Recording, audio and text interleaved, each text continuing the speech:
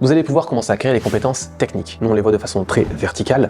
Et tout en haut, au début, il y a forcément l'installation et la configuration de WordPress. Alors, c'est ultra facile de nos jours de l'installer et tout ça, mais avoir les bons réglages dès le début et tiennent dans le temps, c'est pas forcément gagné.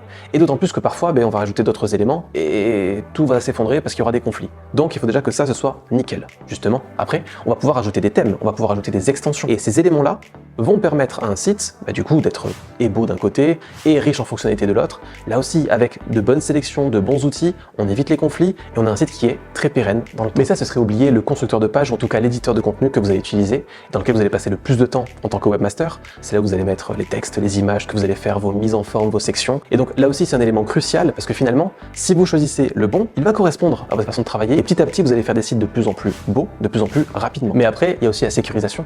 Le fait qu'il y ait toujours des sauvegardes d'un site, qu'elles soient à distance, qu'on puisse forcément les récupérer, restaurer un site s'il est cassé, qu'on puisse également s'assurer qu'il n'y ait pas d'attaque sur le site, qu'il ne se fasse pas pirater. Tous ces éléments-là sont ultra importants pour, là encore, la pérennité du site, pour qu'il puisse exister après sa livraison et surtout des années après. Il y a encore une compétence technique qui est super intéressante, c'est l'optimisation des performances. Le fait que même quelqu'un qui est dans la campagne avec juste de la 3G puisse voir rapidement un site sur son téléphone. Pour ça, il faut faire pas mal de petites optimisations un petit peu dans tous les sens, mais dès qu'on a ça, dès qu'on sait bien le faire, alors tous nos sites sont rapides et il y a ce petit effet waouh, il apparaît instantanément.